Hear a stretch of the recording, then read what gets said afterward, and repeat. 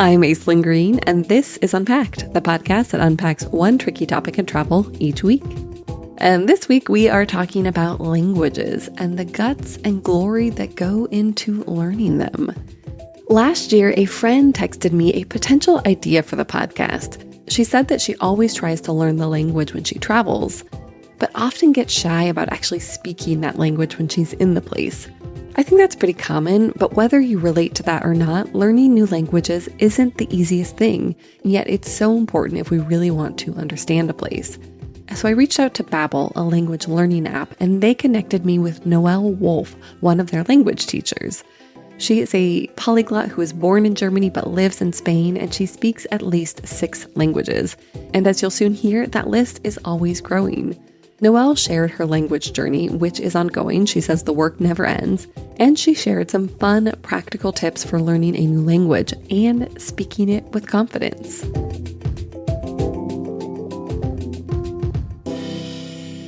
Welcome to Unpacked, Noël. It's really nice to meet you, and I appreciate you taking the time to do this. Will you tell me where you're based? Yes, I'm in Seville in the south of Spain.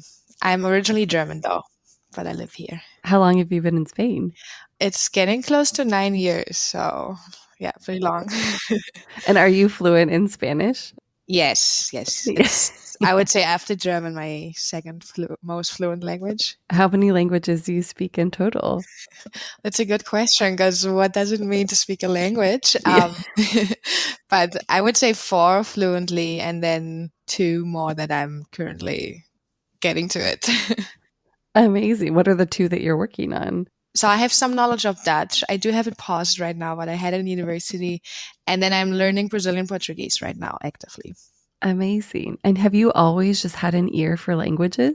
It's really fun that you asked this, because actually, so in school, I was always really good in mathematics. I even took, like, in Germany, we take like a major in our last years of high school. I took biology, which is totally the different direction. I did always like cultures, traveling, and I did like languages. I never thought I had a talent for it until I then went to university, and everyone's like, "Oh, you're so good at languages. Like, you should make your career out of it." And then this happened. Here I am. And here you are. You've made a career. I mean, that's so impressive that you speak 4 languages fluently and you're still learning others.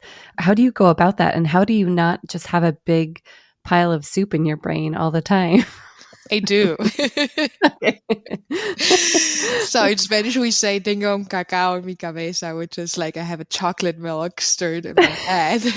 And this is how I feel, because like at work I speak English and I speak Spanish in my free time, and then to my family I speak German. So I do have it. It never stops. But yeah, I do try to separate it. So those separations really help, I guess. But yeah, that makes sense. Like, okay, I'm in a work setting, so English words. exactly. Do you ever have a moment of crossover where you either can't quite place a word or you hop into another language momentarily?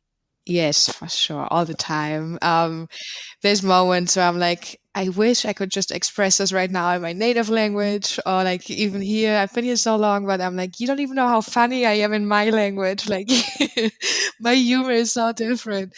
Or even when I go to Germany, I just think of the Spanish word, like, how's this? It's my native language. I should know this. Yeah. So for Interesting. Sure. Well, and what you're saying about like the ability to express ourselves fully, and especially humor, like that, those are the things that I do find are more challenging when you're trying to communicate in a language that's not your native one, because it does feel like there's a little bit of a, I don't know, kind of something keeping you from fully being your Noël self. Yes, for sure. I think it's also one of the main struggles you have as an adult, because when you learn a language, you just want to express yourself like you do in your native language, but you're not able to. So you feel like a child almost, like you just say like, I want this, give me this, So you're missing this. But there's also this approach of like, when you actually start speaking it more fluently, that your character changes. And I think there's some truth to it. And it's super interesting. Yeah. So I've noticed myself that in Spanish, I'm much more open, which is obviously linked to the culture and everything, and also linguistically it's linked to it. And then in German, maybe I'm more correct and more, regulated. Yeah. How do you feel when you're speaking English? What part of you comes out? It's a good question. I do think it's my work self. So Yeah. I'm in a work mindset because I do not really speak English in my free time other than at work. Yeah, that makes sense. Well, this episode that we're diving into is all about building confidence around languages. And it came out of a question that somebody had around feeling very shy. You know, they might know the language a little bit, but then they go to this destination and they feel uncomfortable or they don't want to be embarrassed. They feel like they might sound like a child. So how did you build your confidence in each of these languages, and how do you continue to do so? Yeah, it's a hard way. I'm not going to say it's easy, but I think so. One of the main things is just to realize that you're doing a good job, whatever you're doing. So a lot of times we just want to be perfect. And as I said, we want to directly speak like we do in our native language. And you just have to realize, okay, this is not going to happen.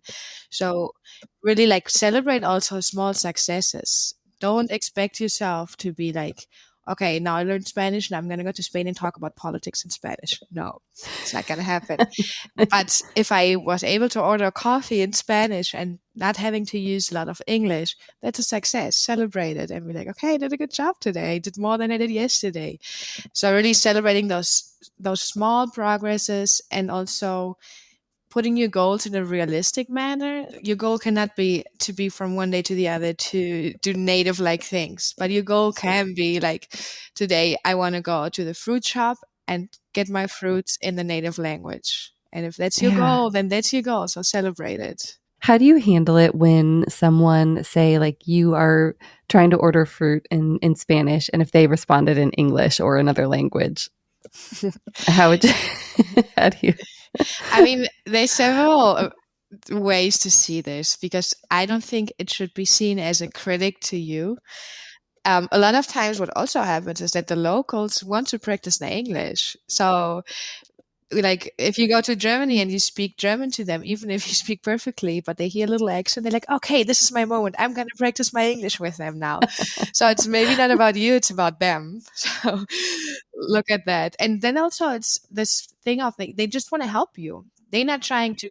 Usually, they're not trying to criticize you. Like, don't take it so personal. They see that maybe you're struggling, and they just want to be like, okay, I'm going to give her a hand. Maybe she didn't know that I speak English. So I'm just going to help her or him. Yeah. Would you continue to try to speak, say, like German in those situations, or would you switch over to English? There's that dance of how do you find the best way to communicate in this moment? I think actually the best way is to be straightforward and be like, hey, I want to practice my Spanish. Do you mind if we keep speaking Spanish or German, Yeah, whichever language, right? Because the other person might not be, they might think that you're using Spanish because you think that the other person doesn't speak English, but it's not actually that you want to practice it. So just be straightforward. Tell them, hey, I'm trying to practice this. Can you please help me out with this? And I'm sure they're going to be open to it. absolutely. I think there's also the other situation that can happen where you try something in a language and then you just get this like torrent of a language back and it's too complex for you. You know, you can't, you were so successful that you've now gotten yourself too deep into a conversation. Do you have any advice for that? That for sure has happened to me because especially if you learn like your standard phrases and you learn them and Yes. you practice them and then maybe you speak them perfectly and they're like, oh, she speaks perfect Spanish. I'm going to talk Yeah. about whatever now. um I think you can definitely express that, like maybe even in that language, like, hey, I didn't know what you said, I'm still learning, I'm not fluent, and they will quickly like catch on and just maybe simplify the sentence. Learn how to say, can you slow down, please? I mean, Or yeah, usually that's one of smart. the first sentences is like, what I teach also in my classes, like, can you please Yeah. repeat your sentence or can you speak slower? So for sure. How do you, I want to kind of go deeper into some of the challenges that you've encountered, but how do you suggest that people do that transition from, say, they're working with Babbel on, mastering German, and then now they're actually going to go to Germany and they're going to try to put this into practice? Do you have advice for that transition from classroom to real life? Yeah, the good thing about Babbel in this case is that we do teach real life conversations. So it's not just you learn how to conjugate a verb and now it's on you to just practice it. So it's usually actually like conversations you're practicing, especially in the live online classes, which is where I'm teaching. So they are pretty real life. So the transition isn't that big, I would say, because we really focus on like the topics usually are how to do something in that language and not how to conjugate a verb in the Yes. past tense, right? But then also other things you can do is you can practice, just practice a lot. You can immerse yourself. You can even practice with yourself if you don't have a partner. Let's say you're in the US and you don't know who to practice German with. Go to your mirror, speak to yourself, practice those sentences, and you gain confidence through that because then when you actually have to use them, you've already used that phrase so much that you're more confident automatically.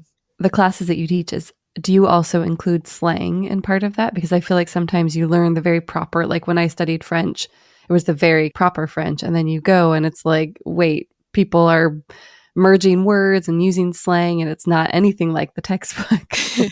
Yes, for sure. Especially in the live online classes, and we do have a focus on like what we actually use and the actual structures we use. Although it is important, of course, to have as a base like the correct standard way to say it. But yes, for sure, we do focus on that. We also focus on regional differences, which are also very important because you're learning German, but you're going to Switzerland. I don't even understand Swiss German, so I don't know how my learners will. So it's definitely a focus on that as well. Yeah. Well, I would love to know what kind of challenges or struggles that you have run into when learning a new language and speaking it in the destination, like maybe Portuguese, Brazilian Portuguese. I don't know. Yeah, I mean, I haven't been to Brazil yet. It's on my bucket list. I do live close to Portugal though. That's one of the points that's complicated. We just talked about like regional differences. So I'm learning Brazilian Portuguese. I go to Portugal. It's a whole different language basically. So of course, Yeah. but maybe more from a personal view, I definitely have struggled with like having that confidence of actually using that language, which then through different methods, as we just talked about, I overcame. And then, of course, there are misunderstandings, and they are not only language related, they are cultural related also. And it's just Yeah. something we have to accept. We have to accept that we're making ourselves vulnerable, of course, when we are using a language that is not ours, and also when we're in a culture that we are maybe not familiar with. But it's okay to make mistakes. People are gonna understand, they're gonna appreciate it. Because when I'm in Germany and someone tries to speak German with me rather than using English directly, I highly appreciate it. And I think everyone does. So it's just accepting that making mistakes is part of this progress and it's okay.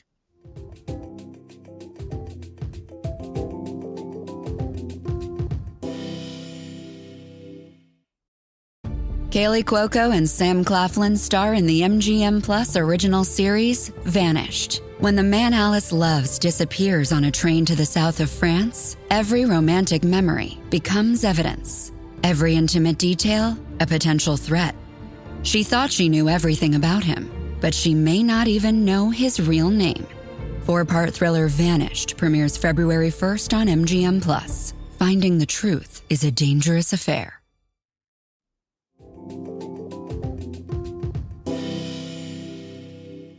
Well, you mentioned vulnerability, and one of my questions for you was, why do you think it's so intimidating to do this, to speak a foreign language? Is that part of it because of that vulnerability?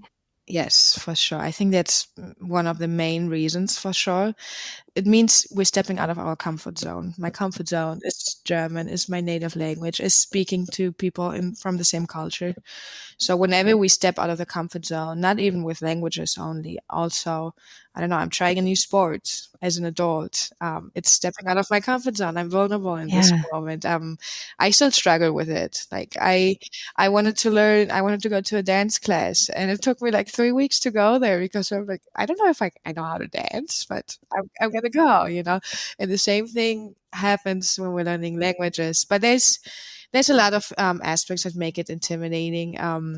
As I said, the fear of making mistakes, the fear of not being able to express yourself as you can in your native language. As I said, as an adult, I think it's really hard because we want to say a lot of things and go deep into conversations, and we're not going to be able to. It's just how it is. You can feel some pressure also. You want to like perform right. And then I think it's really intimidating also because a lot of times we compare ourselves to native speakers even, or to other learners. And we shouldn't do that. We are all on our own language learning journey, and we need to accept our own goals, our own speed. Yeah, really just focusing on what you want out of it, or like you said, setting those really tiny goals. Do you think that, and I've found that, some people that I know are much more comfortable just flinging themselves out there, just trying it, even if they don't know everything. And some people get very shy and kind of more like, oh, I don't want to make a mistake. For those people who are a little bit less comfortable flinging themselves in, what tips would you have? I would definitely say prepare yourself as much as you can. So do your regular practice. Is it through an app? Is it through a teacher? Is it through, if you're more of a textbook person, is it through a textbook? Yeah. Prepare yourself, because the more you are prepared, although of course you're going to run into situations that you're not prepared for, the more comfortable you are. So this is a big thing. As I said, make your goals achievable, celebrate your victories, even if they are small. So then you're going to gain confidence step by step and go more out of yourself. Talk to yourself, be positive. Every step is a step. And maybe even like seeking for environments that are supportive. So if you're still in your country and you're about to travel to Brazil, for example, maybe find a language exchange partner, someone from Brazil who wants to learn English if you're an English native, and you can exchange. So that person is going through the same as you, just the other way around. You practice with them. So maybe you're more comfortable in this one-on-one situation before going out there and diving into the real world. What do you think the benefit is of learning other languages, of overcoming the obstacles and the scary parts? So many. I mean, of course, for our health and everything, we know it's good for our brain, etc. But I'm going to get away from that and go more into what we can actually see right away. I think the number one is the cultural understanding. You're not going to be able to immerse yourself in the culture the same way if you don't speak the language at all, or not even try. An example for me was when I moved here. So I didn't speak any Spanish. I didn't have Spanish in school. I spoke French, which is somehow similar. I signed up right away to a volleyball team to make friends. No one spoke English. So I started learning the language, and I just tried. I was like repeating whatever they said. I was saying that. And they appreciated so much. They invited me to everything, even though I would not understand anything. But they saw the effort. And this way, I was able to like fully immerse in this culture here. I'm fully part of the culture. I know the guy from the corner who's selling the fruits and everything. And I understand the culture in a way that I would never. There's no way you can understand a culture if you don't speak the language. So it really enriches you so much speaking the language when traveling there. And of course, you build relationships also. There's people you would never meet if you only speak one language, or if you only speak English. I would never have met my friend from volleyball, for example. What a smart way to just dive right in. You're not taking a class, you're playing volleyball in Spain.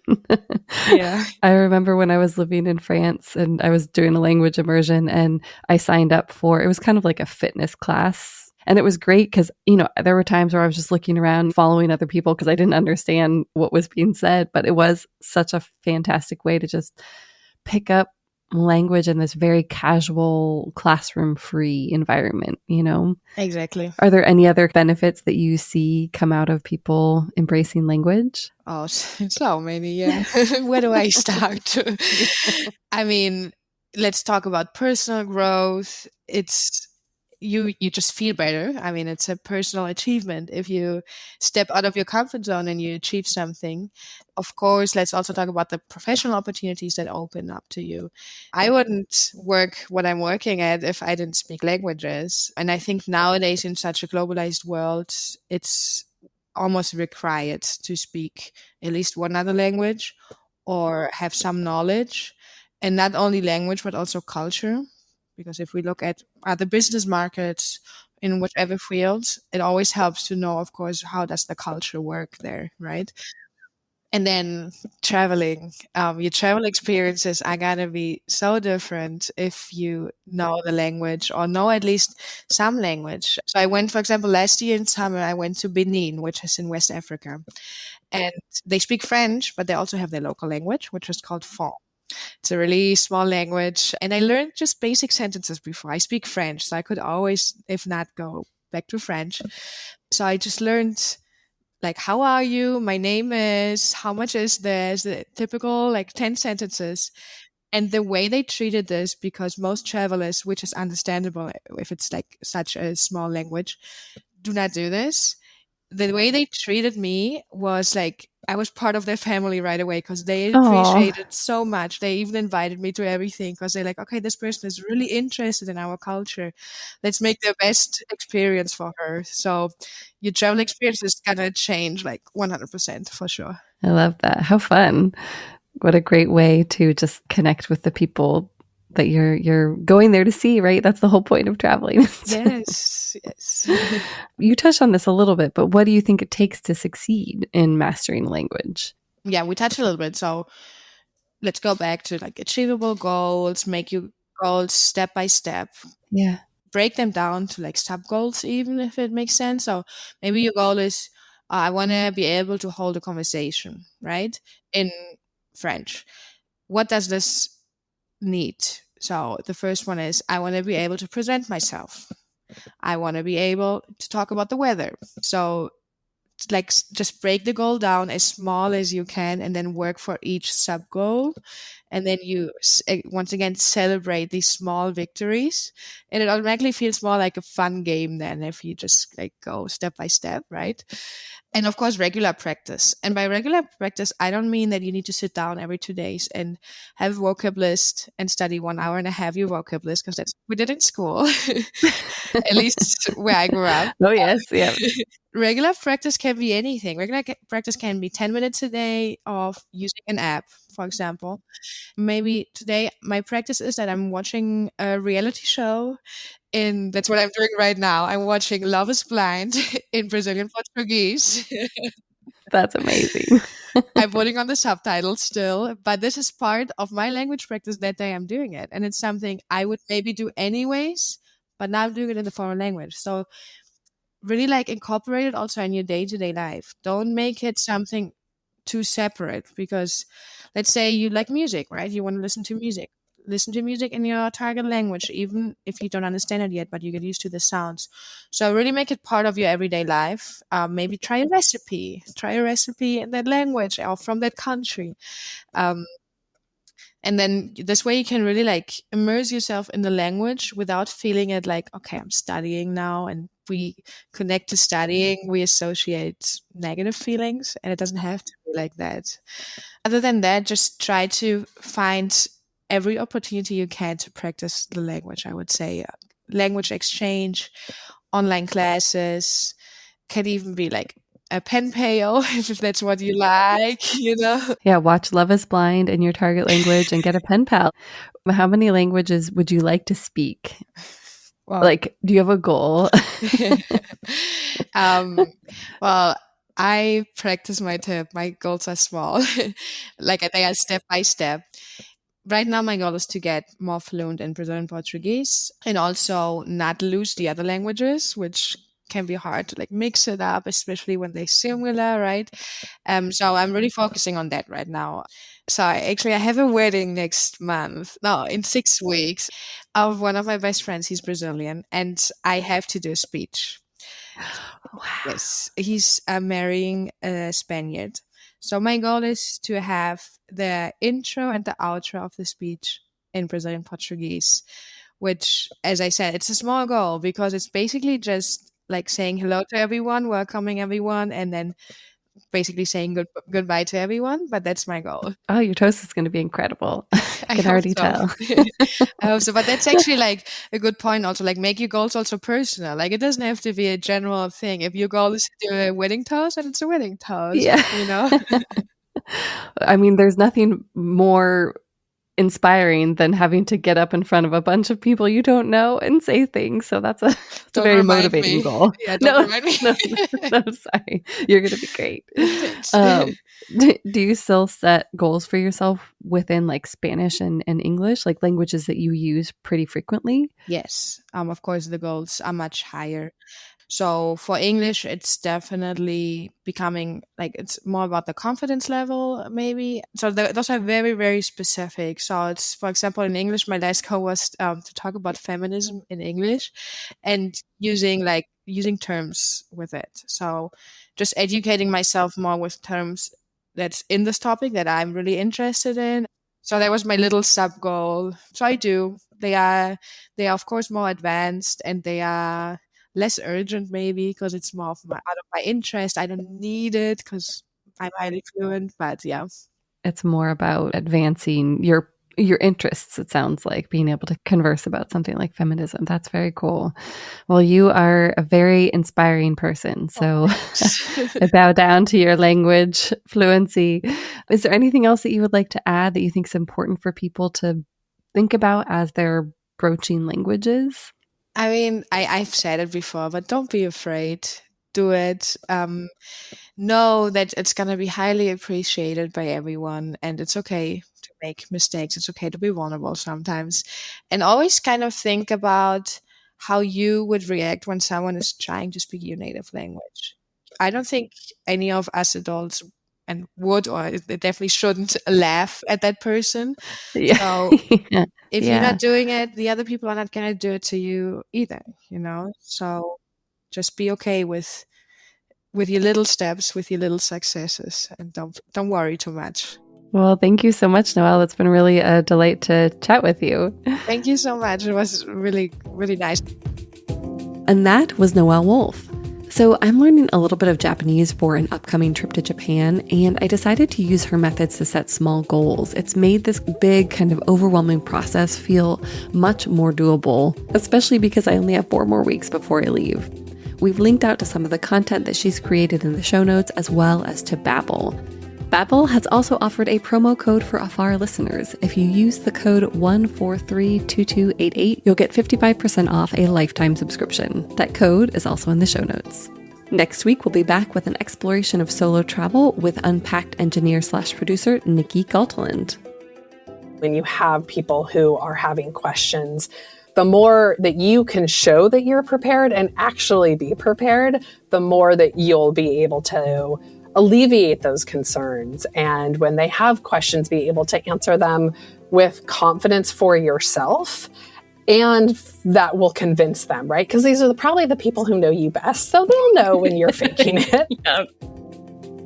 Ready for more unpacking? Visit afar.com and be sure to follow us on Instagram and X. We are at Afar Media. If you enjoyed today's exploration, I hope you'll come back for more great stories. Subscribing always makes that easy. And be sure to rate and review the show on your favorite podcast platforms. It helps other travelers find it. And if you ever want to ask a question or suggest a topic for coverage, you can reach out to us at afar.com/feedback or email us at unpacked@afar.com. This has been Unpacked, a production of Afar Media. The podcast is produced by Aislinn Green and Nikki Galteland. Music composition by Chris Collin. And remember, the world is complicated. We're here to help you unpack it.